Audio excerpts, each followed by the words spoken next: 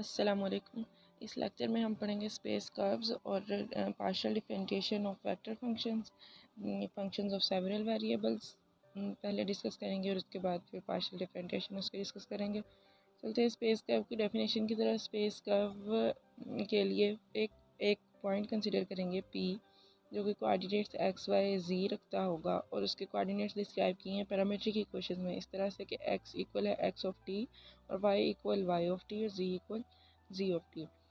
और x y of z ऐसे function है जो कि स्केलर वेरिएबल्स हैं टी के, और टी हमारा वेरीज करता है टी एक्सिस के अलोंग इंटरवल में। पॉइंट पी जो है वो कर्व सी के अलोंग हमारा ट्रेस करेगा स्पेस के अंदर, यानी मूव करेगा स्पेस के अंदर कर्व सी के अलोंग। तो इस कर्व को रिप्रेजेंट करने के लिए हम इन पैरामीट्रिक इक्वेशंस को वेक्टर फॉर्म में लिखेंगे। In position vector let's say r है जिससे हम पॉइंट पी को सी पे डिफाइन करेंगे, और position vectors along x axis i hat है, वाई एक्सिस जे हैट है और जी एक्सिस के अलोंग के हैट है। तो हमारे जो पैरामीट्रिक इक्वेशंस थी x of t, y of T और जी ऑफ टी, इनके साथ हम रिस्पेक्टिवली यूनिट वेक्टर्स लगा देंगे, ऐड करेंगे तो हमारा पोजीशन वेक्टर आर हो जाएगा, जो कि कर्व पॉइंट को कर्व के ऊपर डिफाइन कर रहा है। इस इक्वेशन को हम कहेंगे vector equation for the space curve C. ये टी आपका कोई भी टाइम भी हो सकता है या फिर कोई भी अदर कोई भी चीज़ हो सकती है जिसको स्पेसिफिक इंटरवल पे डिफाइन किया हुआ हो। उसके लिए स्पेस कर्व की इक्वेशन जो है आर ऑफ टी की फॉर्म में बनती है। एग्जाम्पल देखते हैं। Example 6, determine the space curve C represented by the vector function r of T equals a cos t I plus a sine t जे।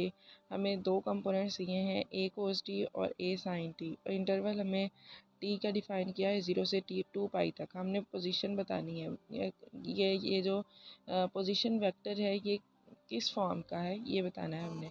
तो हमारा यहाँ पे x क्या है, a cos t, और y a sin t है, और z हमें नहीं दिया हुआ, यानी z कंपोनेंट नहीं दिया हुआ, तो it means z component zero है।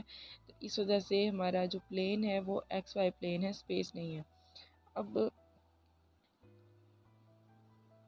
एक्स का स्केयर करें और वाई का स्केयर करें, फिर दोनों को ऐड करें तो हमारी फॉर्म क्या बन रही है, x square plus y square equals to a square आ रहा है। अगर इसके अंदर हम t equals to zero put करें, x is equal to t is equal to zero put करें तो एक्स आता है ए के इक्वल, यानी ए कोस ज़ीरो 1 हो जाएगा, तो ए आंसर आएगा। ए इंटू साइन ज़ीरो ज़ीरो हो गया, वाई इक्वल्स टू ज़ीरो आ गया, और जी पहले ही ज़ीरो है, और टी इज इक्वल टू 2 पाई, 2 पाई पे क्या आता है, कोस 2 पाई 1 आ जाता है, और x is equal to a आ जाएगा। कोस साइन 2 पाई 0 आ जाता है, y is equal to zero, z वैसे ज़ीरो है। अब ये दो हमारे पास दोनों पॉइंट्स पे जो डोमेन के टी के इंटरवल के दोनों पॉइंट्स थे, उनके ऊपर हमने फर्स्ट और लास्ट दोनों पॉइंट्स पे हमने फाइंड कर लिया है पोजीशन वेक्टर का बिहेवियर। और जब हमने पोजीशन वेक्टर के कंपोनेंट्स को स्केयर करके ऐड किया तो वो हमारे पास सर्कल की इक्वेशन बन रही थी, x square plus y square is equal to a square, circle with radius a और at centered at origin. X plus zero का square plus y plus zero का square is equal to a square, यानी origin पे आ रहा है, और a square यानी आर स्केयर रेडियस का स्केयर, और रेडियस हमारा यहाँ पे ए है। एज स्पेस कर्व के लिए थ्योरम एक दिया है, space curve C is defined by parametric equations x equals to x of s, y equals to Y of s and z equals to of of. S हमारी arc length हो curve की, तो r position vector होगा point P on C. Then हमने show करना है कि d r by D s, यानी डेरिवेटिव जो है पोजीशन वेक्टर आर का विद रिस्पेक्ट टू एस, यानी with respect to arc length, tangent vector unit tangent vector के इक्वल आता है। पोजीशन वेक्टर लिख लेते हैं। पोजीशन वेक्टर होता है i x i plus y j plus z k, x की जगह पे x of s, y of s and z of s. Then अगर डेरिवेटिव अप्लाई करें तो क्या आएगा, derivative of r with respect to s equals derivative, अलग अलग कंपोनेंट्स के ऐड हो जाएंगे। फिर जब इसकी मैग्नीट्यूड लेंगे, मैग्नीट्यूड कैसे आती है किसी भी वेक्टर फंक्शन की, कि हर कंपोनेंट को स्केयर करेंगे, तीनों कंपोनेंट्स को ऐड करेंगे स्केयरिंग करके, फिर उसके ऊपर स्केयर रूट लेंगे। और बाय कैलकुलस हमारे पास ये है कि अगर हम एक्स का विद रिस्पेक्ट टू एस यानी आर्क लेंथ के रिस्पेक्ट से हम डेरिवेटिव लेंगे और स्केयर करेंगे तो ये इक्वल टू 1 आता है, तो ये हमारा 1 आ जाएगा। अब 1 आ रहा है तो यूनिट वेक्टर आ रहा है ना, D r by D S, इसको लेटर से टी कह लो, तो ये आपका यूनिट टेंजेंट वेक्टर आ गया है अलोंग सी एट पी। नेक्स्ट नोट में लिखा है कि वी हमारा जो वेलोसिटी है वो पोजीशन वेक्टर के डेरिवेटिव के इक्वल होती है, तो वी हमारी ये है, तो वी का यूनिट वेक्टर क्या है, वी इंटू टी, टी है यूनिट वेक्टर लिखा है, और वी हमारे पास है D S by D T. Then we see that the magnitude of v often called speed is ds v equals to ds over dt, और हम इसको dr by dt की मैग्नीट्यूड वैल्यू कहेंगे। एग्जाम्पल नंबर 7 देखिए, find the unit tangent vector t hat to the curve represented by r of t equals t I hat plus t square j hat plus t cube k hat at t equals to 1।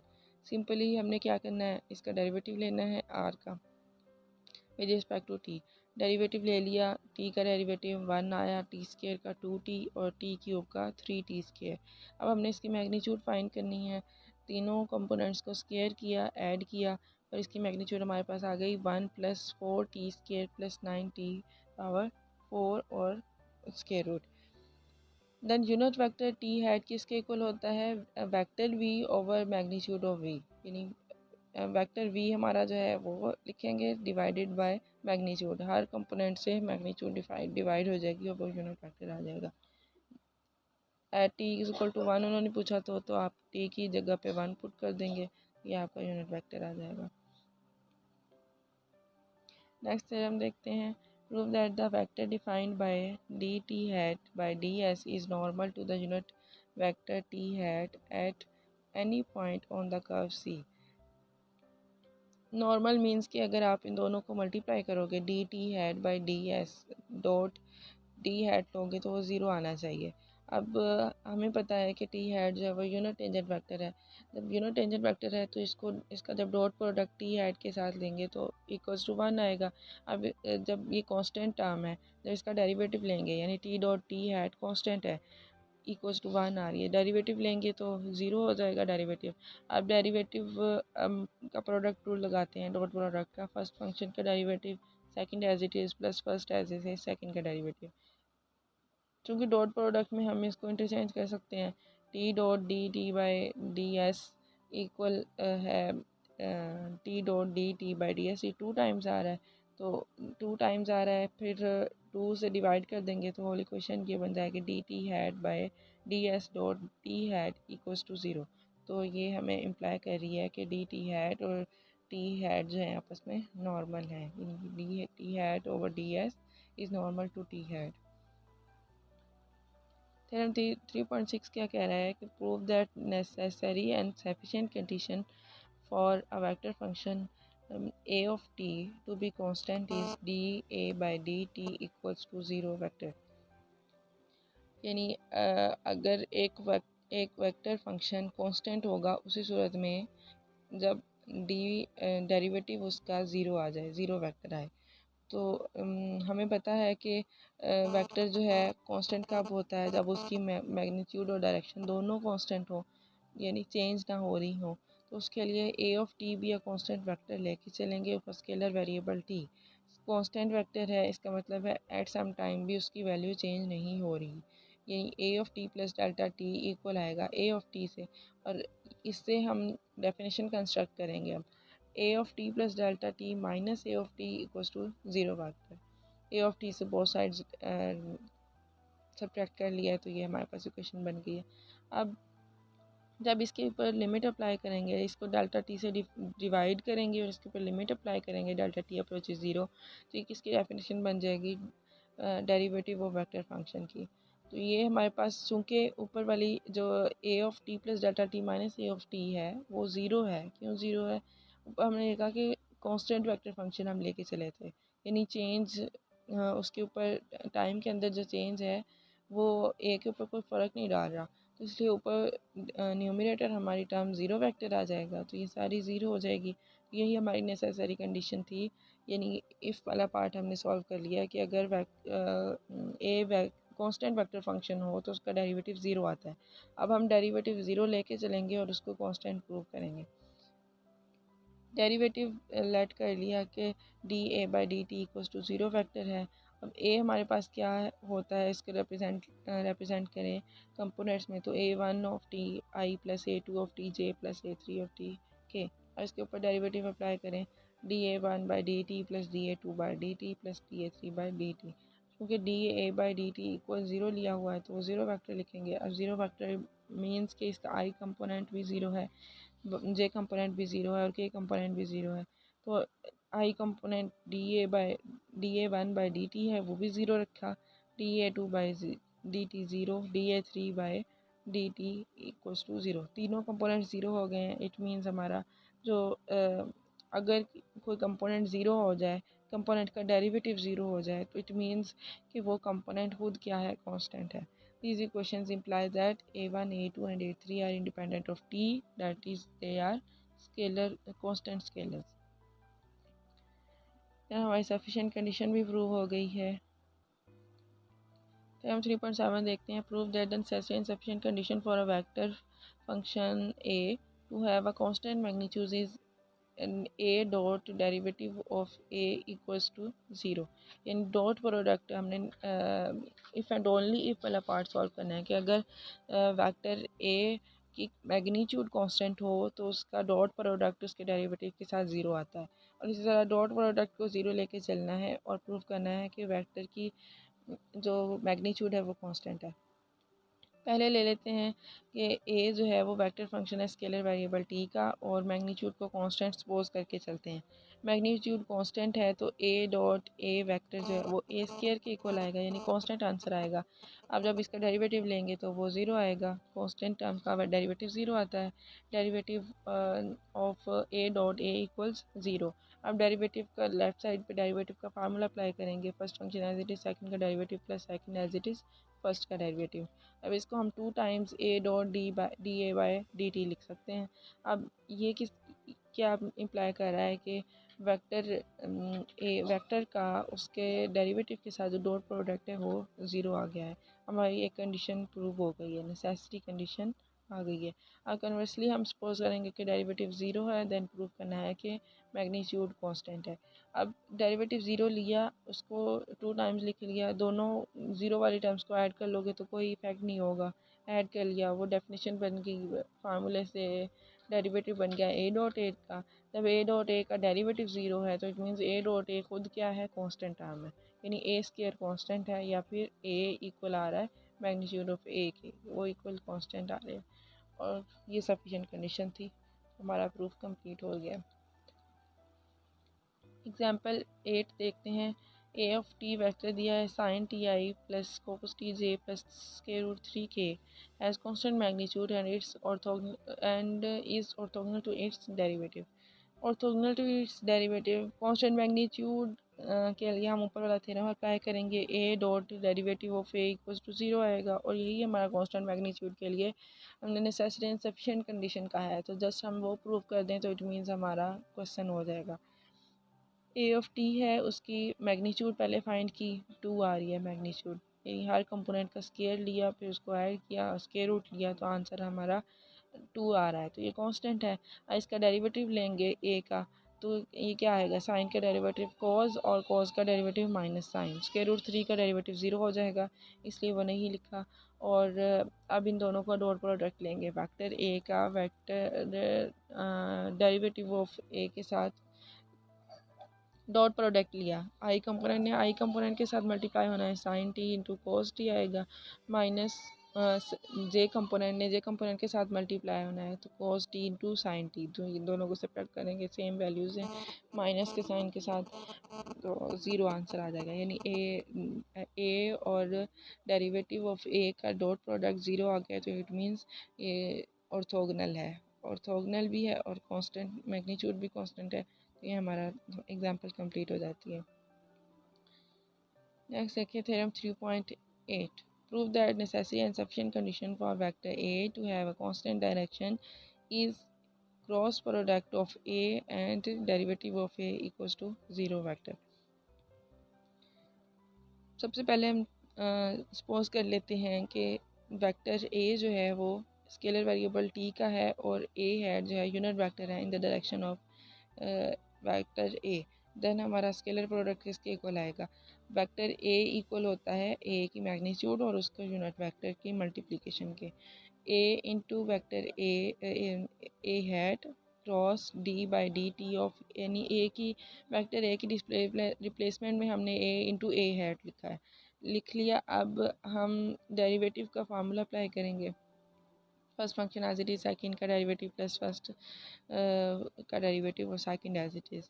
अब जो बाहर हमारे पास term पड़ी है cross में ए hat cross product आ रहा है उसके साथ, तो क्रॉस में वेक्टर वेक्टर मल्टीप्लाई हो जाएंगे, ए स्केलर स्केलर से मल्टीप्लाई हो जाएगा, वेक्टर ए हैड जो है वो D A had by D T के साथ क्रॉस प्रोडक्ट में आएगा और ए का स्केयर वैसे साथ आ जाएगा, प्लस ए वैसे साथ आएगा और ए मल्टीप्लाई हो जाएगा D A by D T के साथ, और ए हैट के साथ स्केल क्रॉस प्रोडक्ट वेक्टर्स के दरमियान में ही होता है तो इसलिए वो वेक्टर्स के साथ ही लिखा है, जो स्केलर वैल्यूज़ हैं वो वैसे ही साथ मल्टीप्लाई हो रही हैं।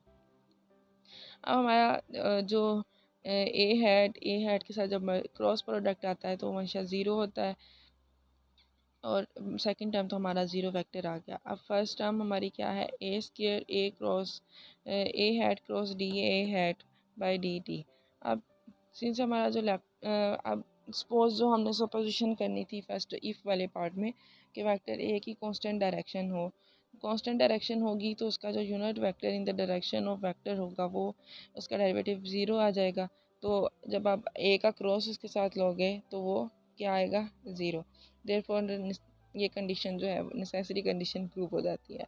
अब लेंगे cross product of A and it's derivative zero vector लेके चलेंगे, उसको फॉर्म करेंगे दोबारा जैसे ऊपर किया है, यानी ए वेक्टर की जगह पे ए हैट लगाया, फिर उसका डेरिवेटिव का फार्मूला अप्लाई किया, फिर वो equals to A hat cross D A hat by D T equals to zero आ जाता है। सिंस ए हैट की कांस्टेंट मैग्नीट्यूड का होता है तो उसका डॉट प्रोडक्ट भी इक्वल्स टू ज़ीरो होता है। अब जब डॉट प्रोडक्ट भी ज़ीरो है क्रॉस प्रोडक्ट भी ज़ीरो है तो इट मस्ट मीन्स दैट कि ए हैट जो है वो कांस्टेंट होगा। जब ए हैट कांस्टेंट हो तो it means direction of A hat is constant. Sufficient condition भी यहाँ प्रूव हो जाती है। नेक्स्ट हमारा टॉपिक है vector functions of more than one variable. पहले हमने जो पढ़ा है वो सिर्फ वेक्टर फंक्शन के जो सारे कंपोनेंट्स थे वो सिर्फ टी पे डिपेंड कर रहे थे। अब हमारे वेक्टर फंक्शन जो कंपोनेंट्स हैं वो यू और वी दो वेरिएबल्स पे भी कर सकते हैं या एक्स और वाई दो वेरिएबल्स पे भी कर सकते हैं, और अगर स्पेस में जाएगा तो एक्स वाई और जी तीनों में कर सकते हैं। यानी A vector A of U V अगर होगा तो उसका हर कंपोनेंट यू और वी का ही फंक्शन होगा, और इसी तरह अगर ए वेक्टर फंक्शन स्पेस में होगा थ्री कंपोनेंट्स थ्री वेरिएबल्स पे डिपेंड कर रहा होगा तो यू वी डब्ल्यू लेट से हैं तो हर कंपोनेंट यू और वी डब्ल्यू की फॉर्म में होगा। जब हम more than one variable vector functions देखते हैं तो उनकी डिफरेंटिएशन भी डिफ़र करती है, पार्शियल डिफरेंटिएशन आ जाती है। पार्शियल डिफरेंटिएशन क्या होती है कि जब आप एक वेरिएबल के रिस्पेक्ट से डेरिवेटिव ले रहे हो तो दूसरे दोनों variables as a constant treat होते हैं। चेंज जिस वेरिएबल में आ रहा है उसके अलोंग आप डेरिवेटिव ले रहे होते हो और बाकी दो वेरिएबल्स आपके वैसे ही साथ चलेंगे, एज अ कांस्टेंट ट्रीट होंगे। Partial A by partial you की डेफिनेशन देख लें तो वेक्टर ए में यू प्लस डेल यू लिखा है और वी डब्ल्यू वैसे ही है। इसी तरह partial A by partial V की डेफिनेशन देखें तो यू वैसे ही है, डब्ल्यू भी वैसे ही है और वी में चेंज आ रहा है और डेल वी से हम डिवाइड कर रहे हैं। इसी तरह डब्ल्यू के रिस्पेक्ट से सिर्फ डब्ल्यू में चेंज आ रहा है और इनके डेरिवेटिव इस तरह से होते हैं। इसकी प्रॉपर्टीज़ ऐसी ही होती हैं जैसे आम डेरिवेटिव की होती हैं, प्लस और माइनस में सेपरेटली अप्लाई हो जाता है। डॉट प्रोडक्ट हो या क्रॉस प्रोडक्ट हो तो first function as it is, second का derivative plus second as it is, first का डेरिवेटिव आता है। और स्केलर मल्टीप्लिकेशन स्केलर फंक्शन हो तो स्केलर फंक्शन का भी ऐसे ही आएगा। स्केलर फंक्शन साथ वेक्टर फंक्शन के मल्टीप्लाई हो रहा है तो scalar function as it is vector function का derivative plus vector function as it is scalar function का डेरिवेटिव। नेक्स्ट आता है सर्फेसिस इन स्पेस। पहले आपने कर्व पढ़ा था स्पेस कर्व, जब एक से ज़्यादा वेरिएबल आ रहे हैं तो सरफेस आ रही है। पहले कर्व था, अब सरफेस आ रही है। जब कोई point vector equation r is equal to R of T एक स्पेस कर्व को करती है, पैरामीटर टी था। अब पैरामीट्रिक रिप्रेजेंटेशन स्पेस कर्व की क्या थी, x equals to x of T, y equals to Y of T और z equals to z of T. और अगर वेक्टर फंक्शन हमारा u v हो, u v वेरिएबल्स पे डिपेंड कर रहा हो, तो वो सरफेस को रिप्रेजेंट करेगा। और if u has any fixed value से u naught, then r equals to r of u naught v becomes a one parametric equation describing space curve along v varies। जब हमारा एक फंक्शन अगर एक point एक variable अंदर fix कर देंगे तो वो दूसरे वेरिएबल के लॉन्ग कर्व बन जाएगा, और उस कर्व को हम डिनोट करेंगे u equals to U naught के साथ। इसी तरह u equals to U one denotes another curve. फिर r equals to U R of U V represent करेगा एक कर्व जो कि स्पेस के अंदर मूव कर रहा है।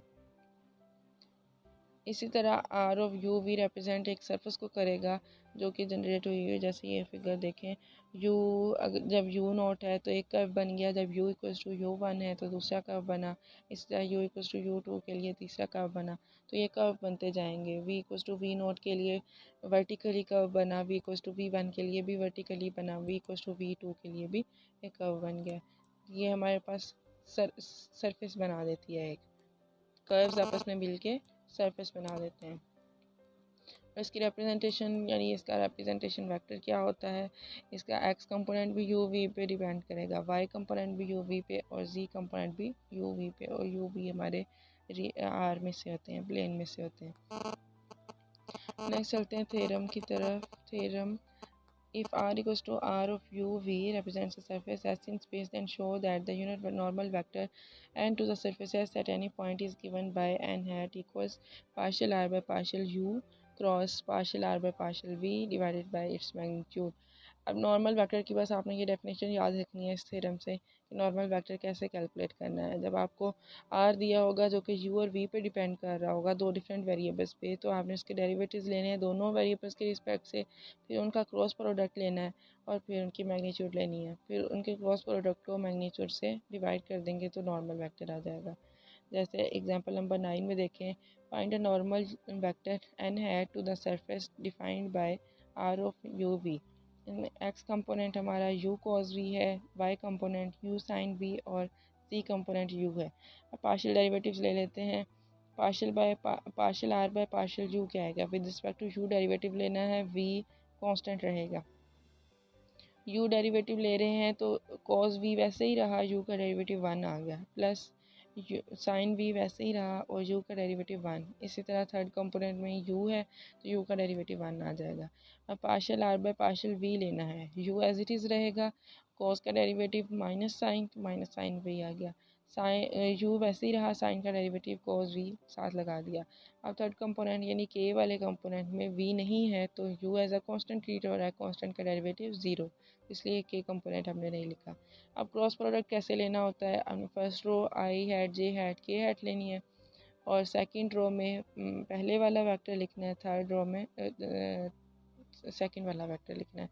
तो सेकंड रो में हमने लिखे components partial R by partial U के और थर्ड रो में कंपोनेंट लिखे partial R by partial V के।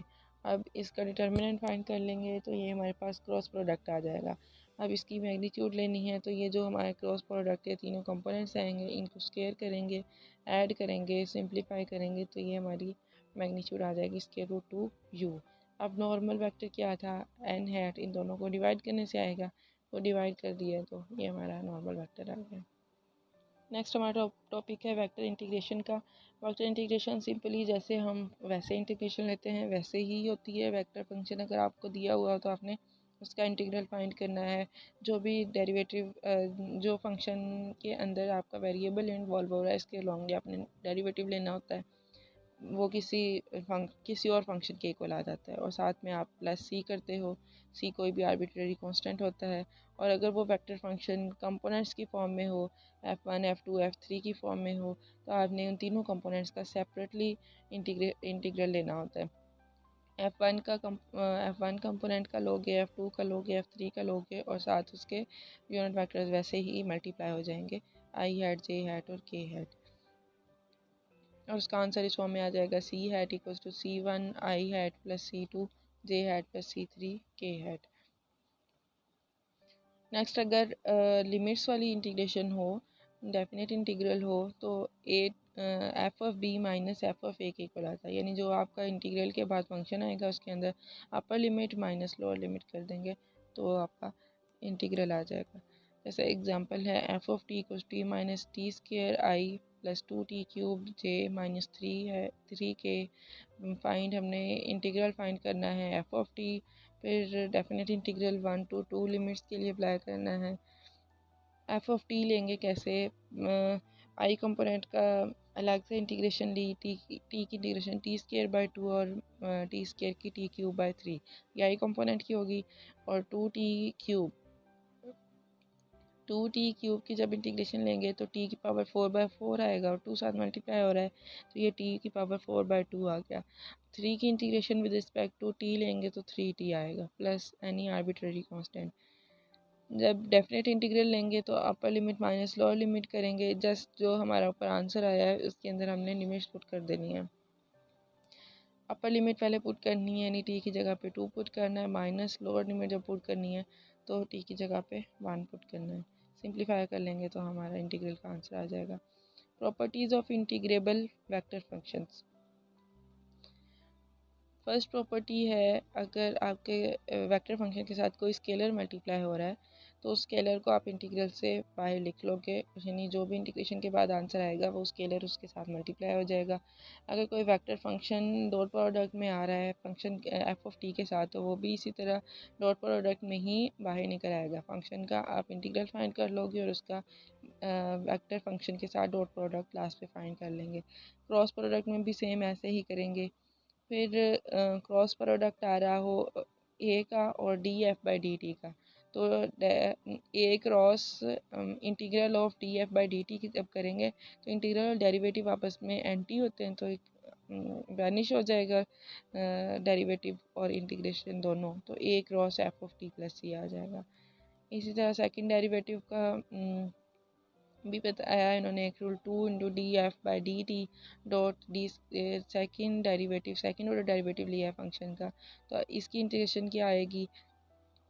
अगर सिंपली हम देखें डी सेकेंड डेरिवेटिव वाले फंक्शन की पावर है ना, डी की पावर है 2, तो पावर इसका डेरिवेटिव क्या आता है, पावर पहले पावर में से कम तो डेरिवेटिव साथ मौजूद है तो इसकी इंटीग्रेशन क्या आ जाएगी, D F by D T whole power 2 plus C. इसी तरह फंक्शन अगर क्रॉस प्रोडक्ट आ रहा है फंक्शन का सेकंड डेरिवेटिव के साथ फंक्शन के, तो simply F cross D F by D T आ जाएगा। एक डेरिवेटिव कैंसिल आउट हो जाएगा इंटीग्रेशन से और एक डेरिवेटिव रह जाएगा। या बस